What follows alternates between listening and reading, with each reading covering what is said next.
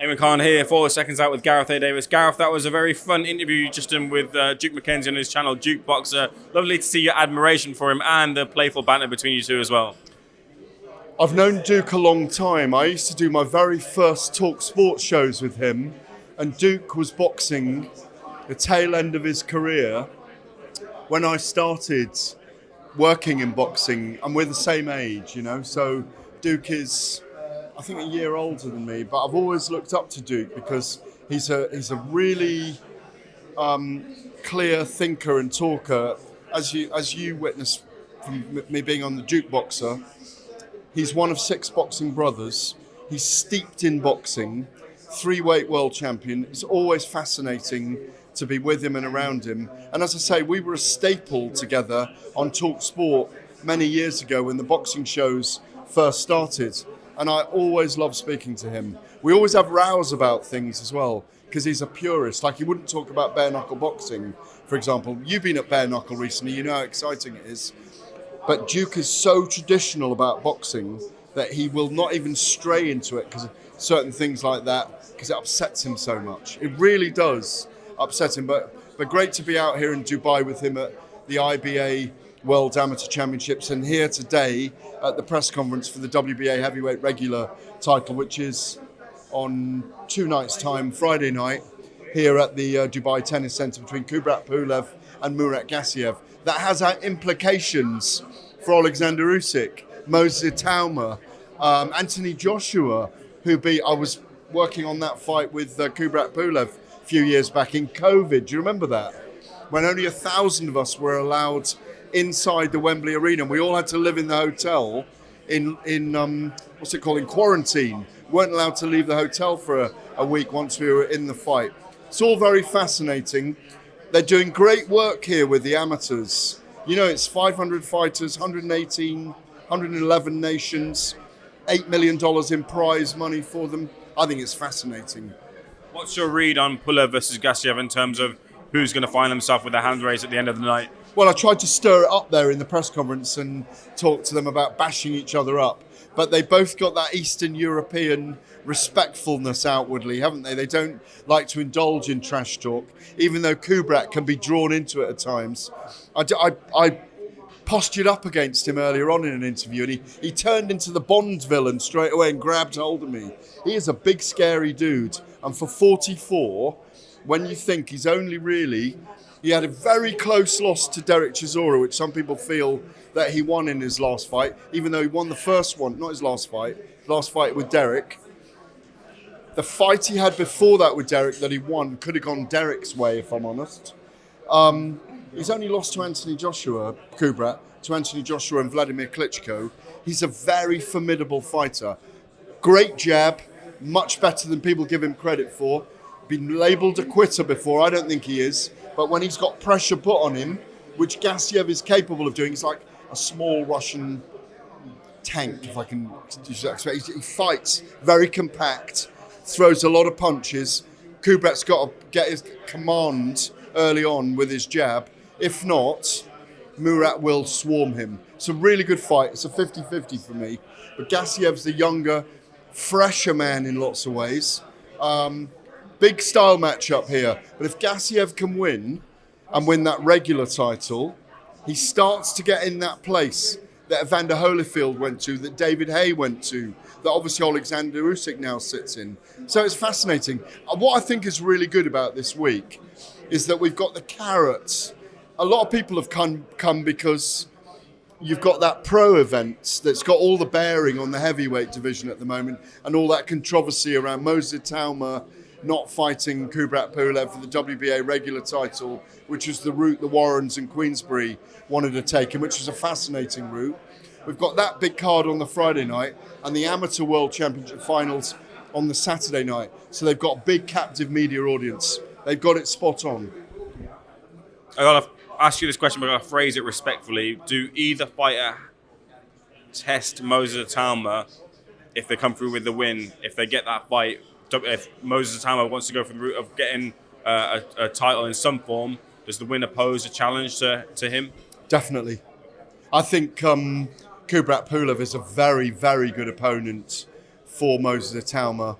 As I say, he's got a fine jab on him, vast experience, and it's a massive name on Moses Talma's record at this point. Gasev could give him fits as well if he draws him into a war. So, yes, I think either man against Moses Talma is a great fight. Obviously, he's got to come through Jermaine Franklin first. January 14th? No, January... it's January anyway. It's in Manchester. Jermaine Franklin is a strong character. 12 rounds with Dillian White, 12 rounds with Anthony Josha. Neither of them really at their best against him. I thought he didn't look great on the Canelo-Crawford undercard that I was live at in September against Ivan Ditchko. I thought he was fortunate to get through that with the points victory, Jermaine Franklin. So let's see what that test does to Moses. I feel like Moses will stop everyone, but I do like the test that the next two fights will bring for him. Gareth, let's get into the headlines. Let's get into first of all. We've covered at length Jake Paul versus Anthony Josha, but I wanted to ask you, have you seen the interview he did with TMZ over the phone? I don't know if you caught the headlines of that clip. AJ sounded, I don't even know if it was the real Anthony Josha. It sounded very different, but I wonder if you heard it and you liked what you heard from AJ. I tend to agree with you. I wondered if it was an AI bot. Yeah, it was strange. It wasn't the AJ laugh that we know. Was that this morning? No, it come out on Yesterday. TMZ over the weekend. Yeah, I did listen to that interview. It's just a short interview where AJ's on the phone laughing and going, yeah. He's bitten off more than he can chew and all that kind of stuff, yeah? I don't think it was AJ. I was...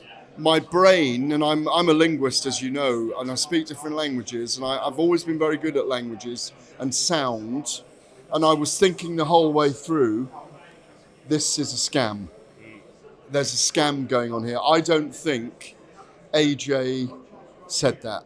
And I think AJ, I went to the press conference, remember, as you did.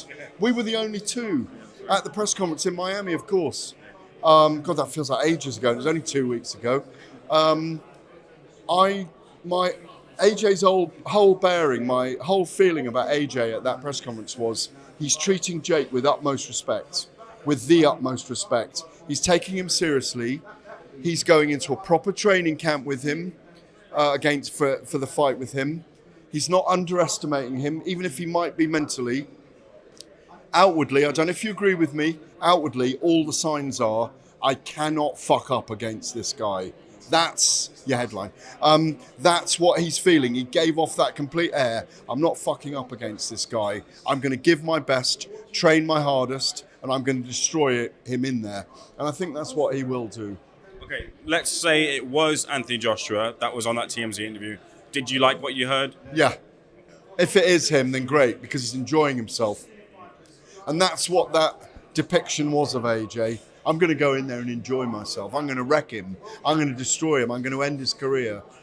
But that's not how he talks. When he said that at the press conference, he said it in a very considered way. That sounded like an AJ who'd been on the beer, who'd had a few beers. Genuinely, Gareth, that's what I thought. He's not going to be drinking beer. No, of course not.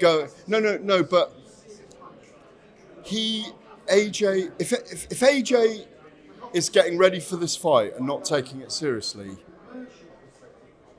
he's potentially going to wreck his legacy, demean boxing, and ruin what he's created for himself and boxing. But I don't believe it is AJ. I don't believe he was drinking.